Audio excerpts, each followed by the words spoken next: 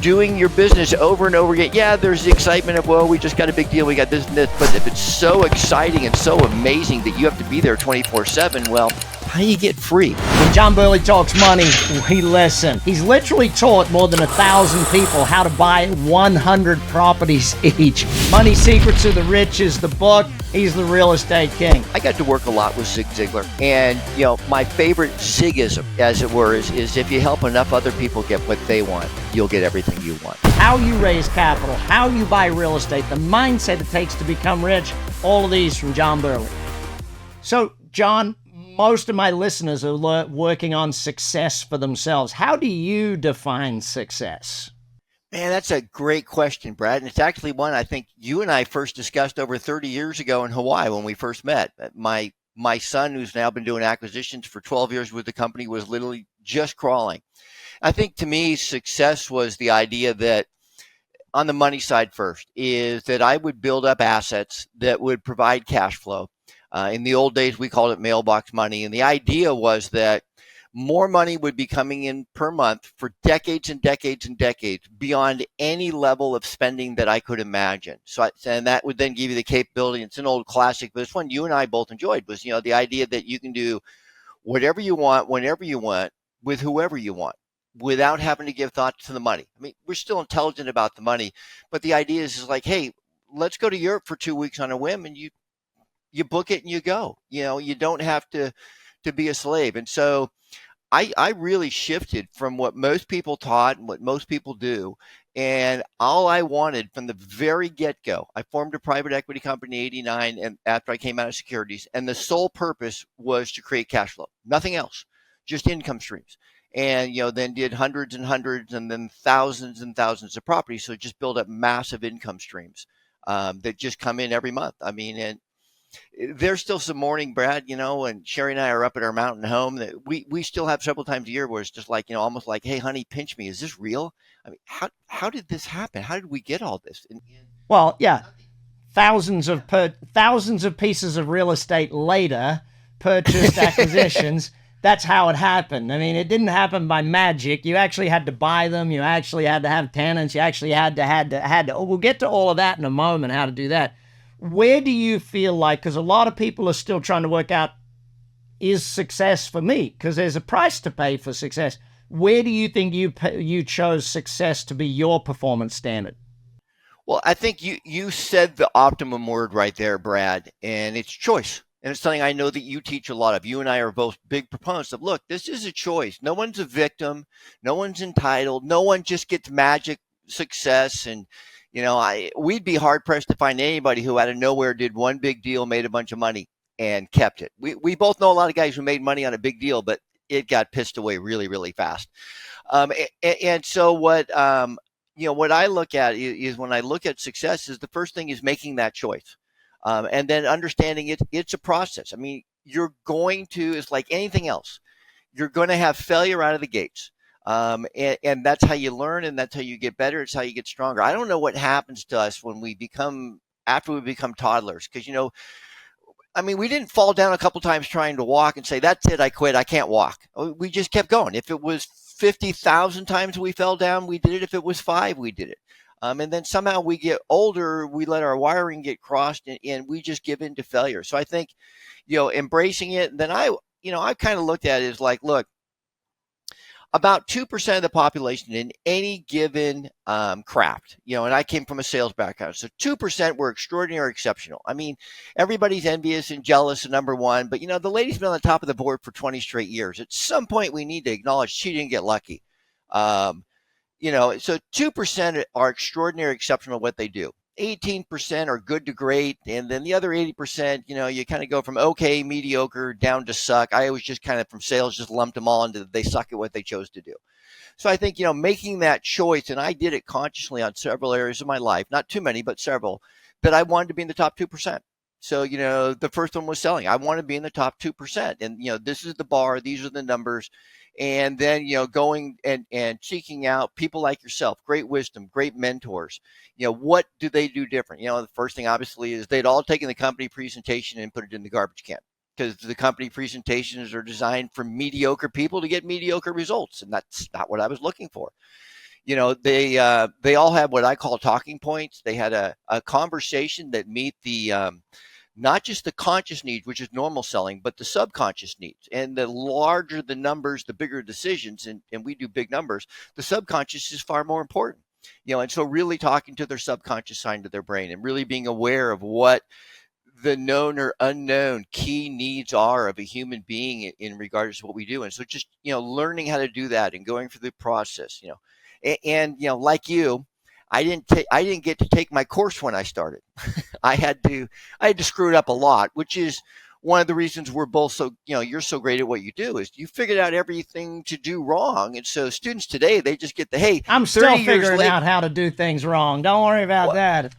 Yeah, we break new things, and that's what God invented golf for. I can come up with new things to go wrong every day in golf. And golf was the 2%. I looked at the great players and what they did differently than everybody else. It's like, so they didn't just beat drivers all day long. They worked much, much harder on 25 to 40 yards and putting than they did on the other stuff. Also, at the end of the day, the guys that went on that I played with that played tour and greatness, when it got 5 or 6 o'clock, they weren't heading into the bar to play cards and hang out with the guys. They were out there under a light on the end of the driving range, beating balls till 9 or 10 o'clock, doing what greatness takes. When you look at success, and I want to maybe use our kids as a thing. You at some point had to choose success, right? Because you didn't come from success. What do you think is the advantage or disadvantage for your kids and maybe my kids that they come from a family of success? Boy, great question. And, I've really gotten some amazing insights in the last decade. We've been blessed, which is a nice way of saying we worked really, really hard for decades.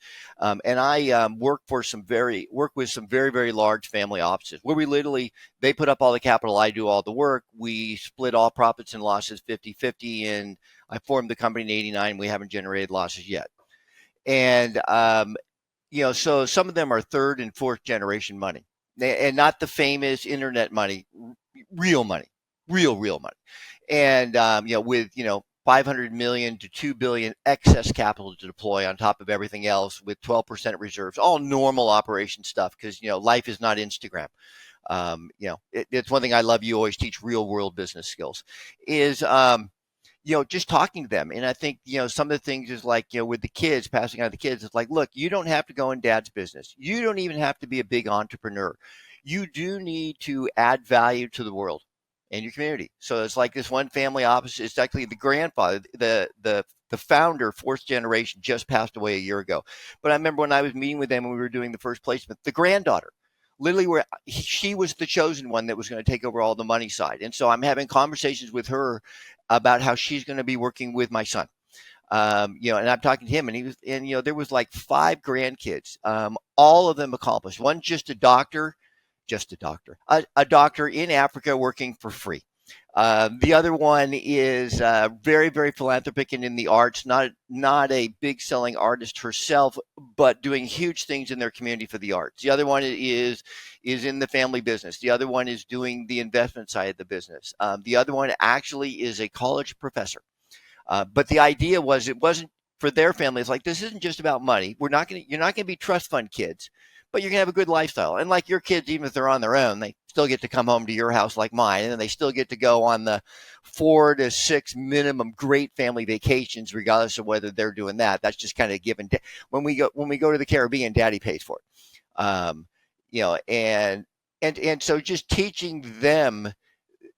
And then I think the biggest lesson is teaching them the values and the morals, teaching them not to be a trust fund baby, because you and I both know some, and their lives didn't work out well.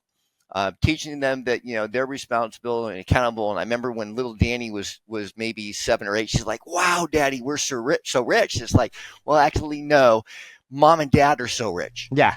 There's a difference, honey. And, and John's worked for 12 years in the company. He's built up an equity position.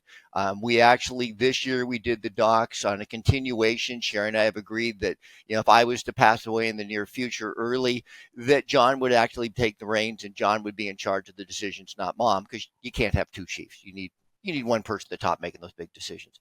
And so I think it's just, and I know you and I've had these conversations, maybe you've done as well, is really teaching them that, you need to be responsible. You need to go make your own screw ups.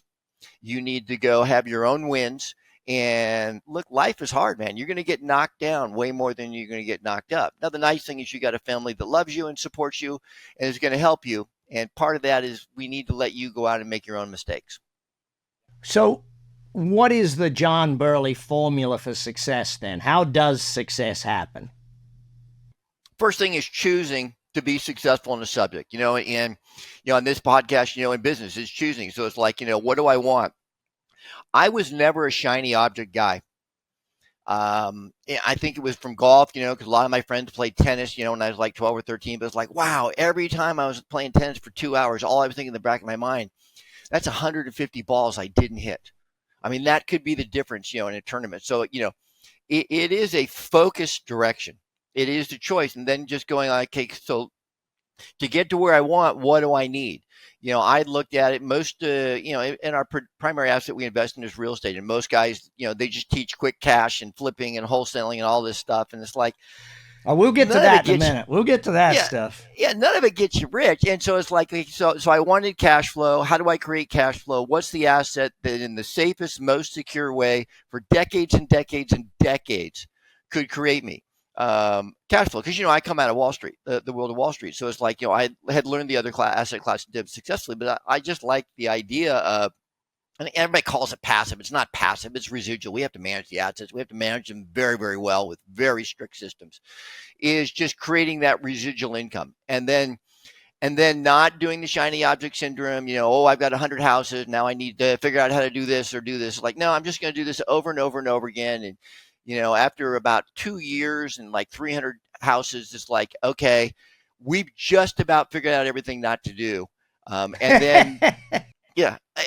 And although we still have new stuff come up, although we always just say welcome to Tuesday morning because that's what it feels like to us. And the reason Tuesday, not Monday, is because Monday is make it rain day. Monday is not put out fire day like everybody else in the world does.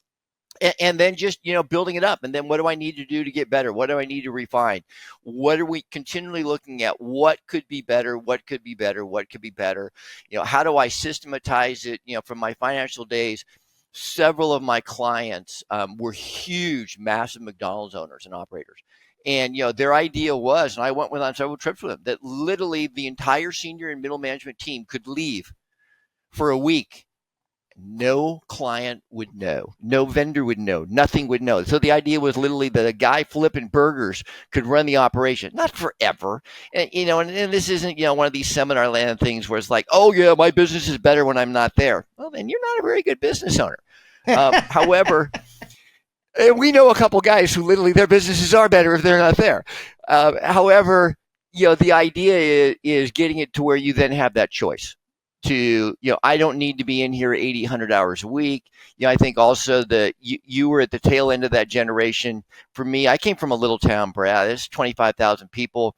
My family knew of 3 decamillionaires. And, the first thing that they all did is they all had for 20 to 40 years worked 80 to 100 hours a week without exception. The next thing is they were the owner. They took the risk. But it was less risk than most employees because they were smart about risk. None of them went bankrupt. I know there's guys that are like, well, going bankrupt is the best thing that happened to you. I don't think so. They had learned their lessons and did their corrections without massive sabotage. And then what they did is, saying we were just talking about at my last event, greatness is boring.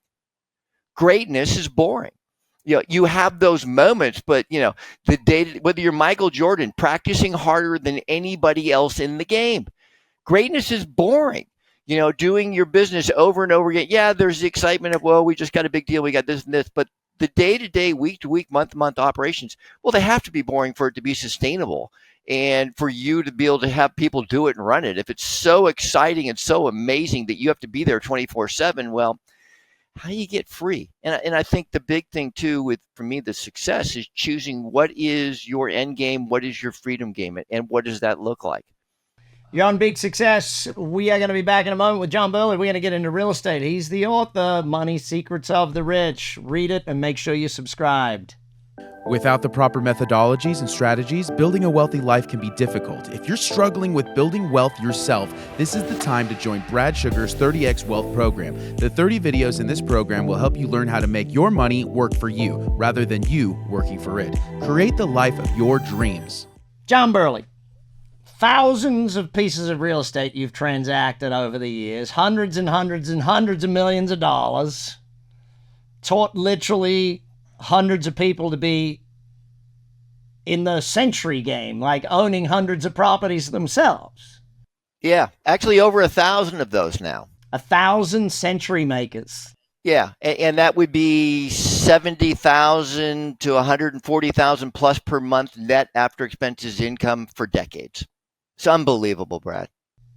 Well, it's got to be believable if there's 1,000 of them out there. Let's dive into this. First of all, I think flipping houses is dumb. What do you think? Oh, I think it's idiotic, man. Flipping houses is essentially all you did is you traded your old job for a new job, and there's so much risk you're not even aware of it. And I don't mean risk in the silly, foolish way. It's like I literally went to William Nickerson, who is the grandfather of real estate trainings, in 1978. I was a 17-year-old kid. And it was all about no money down and, creative financing. It was basically all the ways you could do investments without money. And then when I talked to people who were wealthy, especially when I was, had my brokers, they're like, well, yeah, sure, John, you could do that. But kid, why would you be so stupid? Why don't you just have the money? Because real estate is incredibly easy when you have the money, and it's not your money. So I just looked at that model was so archaic, so medieval, and so broken. And what's so sad, Brad, in 2024, they are literally verbatim teaching exactly word for word Nickerson stuff. And it doesn't even apply anymore, because the reason that it worked, the wholesaling and the flipping stuff worked so good back then, there were no freaking computers. There was no computerized things. There was no valuations, nothing. So there was just these holes out there. They were a lot of work. I mean, you literally would go down to the sheriff's office and you would literally write down on a notepad the name and the address of the people. And there was no skip tracing. Sometimes you had to hire a private detective. There was no valuation. So there was just the lack of information opened up holes that no longer exist and haven't existed in 20 years. But they're still teaching it like it does. Well, hang on. You went to wholesaling there. That's another bugbear of mine. Why are people still thinking, well, what I'm going to do is I'm going to find a great deal and then I'm going to find an investor and flip the deal to them? Why are people still teaching this?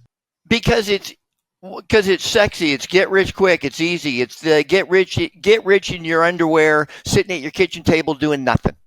And it's not how work does. And then the whole get rich thing is like on the flipping. It's like, okay, they just discount risks that have to be accounted for in a business. Because as you know, as a business owner, knowing risk is in many times more important than understanding opportunities. So the first one is market risk. The real estate market could go down 10 to 20% on any major event instantly. I mean, it's a couple weeks. And they pretend that's not there. But if you're flipping wholesaling, it goes down 10, 20%, you're done. Every deal you got's over. The next thing is they act like economic risk doesn't exist. When the economy goes down or slows down, it has an impact on every asset class, especially real estate. They then act like interest rate risk doesn't matter. And they're all teaching you to do hard money loans, which basically, folks, let's go into a pawn shop. I mean, it's not what you do. I mean, what we did is the models were so archaic and so broken. And for you guys listening right now, look, if you're trying to do real estate. Just as an aside, there are people who've made money flipping and there are people who've made money wholesaling. I don't discount that. But there's people who make money running pawn shops and there's people who make money running cleaning companies. There's many ways to make money. Just some are a little safer, more simple and easier than others. Yeah, the difference with with a cleaning shop or a pawn shop, you actually have a business that provides income streams that on go. With a flipping type model, you're only as good as your last deal. And the thing is, for me, I knew the end game was to be financially free. I do about a half dozen speeches a year to real estate groups around the country, and it's like when I look out there, it's like my brothers and sisters, they lost track of what they got into. They did not become real estate investors to get a new freaking job. They became real estate investors to become free. And then they just get sucked into the vortex of magic wand flipping, which there is no magic wand, of the get rich quick flipping. Quite frankly, flipping is the riskiest transaction there is. And that's the one they teach you first. And literally, this should be like, and later, when you're very, very wealthy, you might want to do this with some of your assets. Not do this with no money and with other people's money. And then I always tell people, for God's sake, if you're asking people for money, come up with the term better than flipping, because most people are afraid to flip an egg because it'll break, and you want them to flip their life savings. Yeah. And so to me, it was like, it's just way too much work for way too little money. And I don't want, so for us, over a decade, a $400,000 house, like clockwork, as the prices have changed, but like clockwork for 35 years now, I make about 120% of what I paid for the house over the next decade walk net. So if I buy a $400,000 house and cash flow it for the long term, it's got to be the right house in the right area, marketed right. There's a lot of pieces to it. I make $500,000 over the next decade. Well, if I can make $500,000 in the next decade by doing a transaction once, why would I flip anything? It's like there's just, I understand why people flip. I get it. But for me, it's like, why would I flip for $20 or $30 or $50,000 on a deal when that deal is going to make me $500,000 lock and load for the next decade? And I don't need money today anymore. And I work a lot with the capital investors, and they pay a placement fee of $10K per door. So it's like, if you need the short-term cash, we have that in the model. Flipping is just, it's a broken get rich quick dream. Let's get into fundamentals then. Top 3 fundamentals for long-term real estate wealth. You need capital, period. We put the pink elephant on it or raise it. And that's the distinction I think a lot of people don't get. They don't get that you can raise capital. There are a lot of people out there with capital that don't want to do the work. Yeah. So as you know, Brad, I came out of Wall Street. I am the first guy who did a for-profit private equity fund that did single-family home portfolio. I'm the first guy that did it. Everybody said it wouldn't work, but almost all of them were fee-based. So they made their money on fees, and the residential was too much work if you were fee-based. And then the other thing I just did is like, wow, everybody else has played this so small ball because no one did single-family, and single-family made a higher cap rate. I'm not in love with single-family homes. I couldn't care at all about my capital investments. They simply make more money properly management than the multi-units. We own multi-units, we own commercial, we own all of that. But a portfolio of single-family home run properly simply makes more money. And there are some better tax benefits that are available for sub-4 units than there are for the commercial and the bigger. So the first thing is like, look, the number one thing you need is money. So stop screwing around with real estate. I tell people all the time, like, look, if you don't have any money, stop spending any time looking at real estate, studying research, because real estate's a joke. Everybody right now listening, if you came to one of my courses, you learned how to raise money, you did what you're told, a normal expectation would be 30 to 90 days minimum out. You'd have $1 million in cash. If you had $1 million in cash, you could buy real estate easy peasy all day long. The $1 million just is not your million. And so we went out and raised hundreds of millions of dollars in the early years, way over $500 million now. And just put it into long-term placements. And almost all of my capital investors, and we've had over the years, from my security side and the real estate side, I've had over 1,000 clients who were decking millionaires to billionaires. Boy, talk about success leaving clues. They did nothing that's on Instagram. I mean, and they, they understood the capital. And they had the capital. So it's like, I had so many guys that own McDonald's. McDonald's on purpose wouldn't let you no money down, leverage in, because they knew it doesn't work long term. There's too much risk. And so, so a lot of our real estate was bought with a capital investor with a down payment and, signed for a loan. A lot of them, we've just bought cash. A lot of capital investors, the wealthier ones, are like, yeah, we understand leverage. We know it works, Johnny, et cetera, et cetera. And I just like to have 50 houses with my buddy John. So let me just drop a check here for $10 million and let's go. Let's just put together a portfolio, a small portfolio, and let's just do that. And they're both good answers depending where you're at. And I do see it very, very common as people get older and they're successful, they deleverage. It's not Instagram, man. They ain't re-leveraging their assets every 5 minutes. And you and I know, we both know lots and lots of people. they did good stuff, but then for 10, 20, 30 years, all they did was continue to build and grow their building while, their business, while paying off the assets within the business and paying off the rest. So suddenly it's like, yeah, end game, I'm mostly free and clear. Well, hey there, and thanks for listening. I've noticed that 78% of you are brand new, which means you haven't hit the subscribe button yet. By subscribing, you help us bring on even better guests, better quality content, and serve you better with even more podcasts. So please hit that subscribe button. It only takes a second. It makes a huge difference. If you support us, we're going to support your success and help you achieve big success together. My bankers are a lot less happy today than they used to be when I borrowed a lot of money and did that. It was like, nope, sorry. We don't need to borrow anymore. We were good. So yeah, and my background, I pick up the phone and I raise. If I need more capital, I don't go borrow. I don't kill the golden goose. hang on. Let's take a break, and then we're going to come back and look at that. How do we raise capital a John Burley way? See you in a minute. With over 40 years of investing experience, several thousand completed real estate deals, and over $600 million raised, John Burley has the perfect mix of street-savvy knowledge and sound investing principles. To learn more about John Burley, please visit johnburley.com. And we're back. Subscribers, make sure you are, and turn on the bell if you got it. John, raising capital.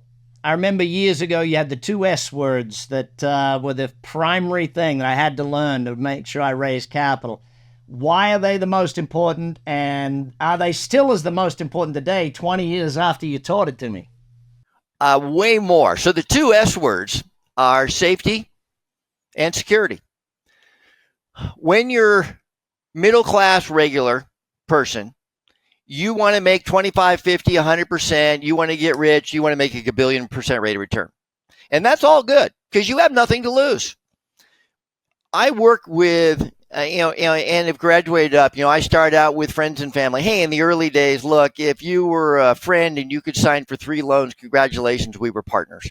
Those obviously small partners were the biggest problems later. Then we did a lot of what they coined country club money out of Wall Street in those days, which back then was 500,000 to 2 million, think 2 million, 5 million today. Then I moved into more, they call it family office, so a lot of it's not a family, is the more affluent, $5 to $20 million placements.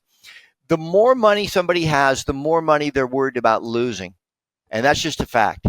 And I meet all kinds of people that would be decamillionaires, 20 million, 50 million net worth, who literally in January of 11, when they pulled out of the stock market after having lost a third to 40% of everything they owned, they never got back in. The money's just literally been rotting in cash. They know they should be get in. They know they should be good stewards.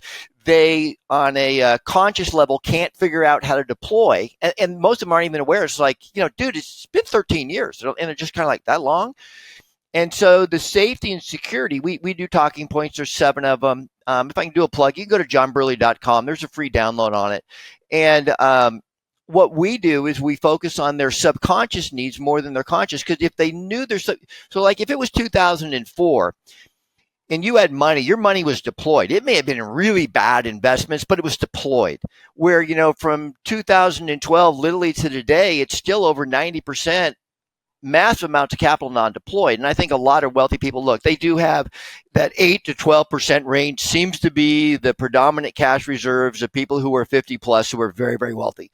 That's a combination of, hey, I've been around in 1987s and 2008's happened and will happen again.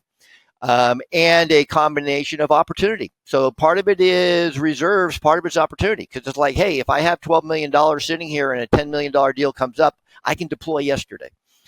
And so when I see that the money's not deployed, I know like 90% of the time it's either safety or security. I need to meet that subconscious emotional need. About 75% of them, it's safety, about 25% security. But if I can meet that emotional need internally of safety or security, I have a very, very high chance of placement as long as I don't go into a dog and pony, real estate seminar. Because I swear to God, some people out there trying to get people to invest in it. It would be like if I'd been a stockbroker. It's like, look, I know you want to buy Apple stock, Brad, but until you learn how to build an Apple Watch, I can't place your order.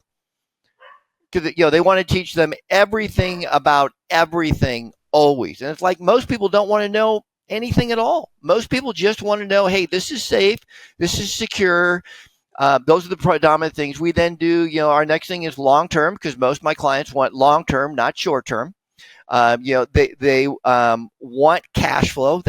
God bless Robert Kiyosaki, our old friend, because he literally made cash flow a household word across the entire Western world and much of the rest of the world. And so they want the cash flow. I think at the end of the day, my capital investors just wanted the same thing I wanted, same thing you want, Brad. We wanted the choice. We're back to that word. We wanted the choice to be able to retire or ease off earlier and better than our current plan. And that's all my capital investors want. It's like, hey, I want to be able to retire. I was planning on retiring at 65 and getting a condo 2 blocks off the beach in the Caribbean. But I placed with John. I'm talking retiring at 64 and having a villa on the beach. The condo's great. The villa's better. They just want more and better. They want exactly what we wanted. And then, tax benefits, because the asset class I've chosen has more than anything else that's out there on a consistent basis. Rate of return, quite frankly, if you're out there and you're promising people 10, 20%, and you're trying to get $5 million, $10 million placement fee, and you're offering 10 or 20 or whatever, it's too high. It's not sustainable. They don't believe you. They think you're lying. And I've always been like, look, talk about 5 or 6 and then put 15 in the bank. You're a hero. You talk 15 and you put 14 in the bank, you're a crook. And then, we talk about the capital growth. I still don't use the word appreciation when I'm in America. If I'm in the English Commonwealth, I use appreciation, but here appreciation, if you're wealthy, there's too many subconscious negative connotations to, I got greedy, went for appreciation, and that's when I lost a bunch of money. And then I think just at the end of the day, there's these ludicrous statements made by Seminar Land. 90% of millionaires in America got rich on real estate. It's like, there's no basis for that. There's no fact. Now, do most wealthy people hold real estate? Yeah. Is that how they got rich? No. You and I know most of the population doesn't own their business. They got rich working at a high-end, high-paying job or being a doctor or something like that and making a bunch of money and putting it away into mediocre investments, and then eventually meeting people like you and I or our students who placed it into far better assets and far better Or stuff. in their 50s, 40s, and 50s, they went into business for themselves. They started out learning somewhere and then built it. Yep. John, two last areas I want to focus in on. Number one, what's the psychology of investing versus the psychology of making? Great question. So the psychology of investing is I'm predominantly looking at being stewardship of the chosen asset class and spending, 15 years ago, I had spent over $1 million on private education, not schools, and really, really being a steward of it, of the craft, not having the shiny object. I take my responsibilities, Brad, as a fiduciary, incredibly hard, especially because we're for profit. And let me be clear, 98% of the people who do investments are fee-based, meaning they make almost all of their income off of those little innocent 2, 20, 80 fees, which are literally 50, 60% plus of the profits. They make their money on fees. I only make money on profits. So if I have a property that doesn't generate profits, I work for free. My entire team shows up and I'm locked in perpetuity on the property.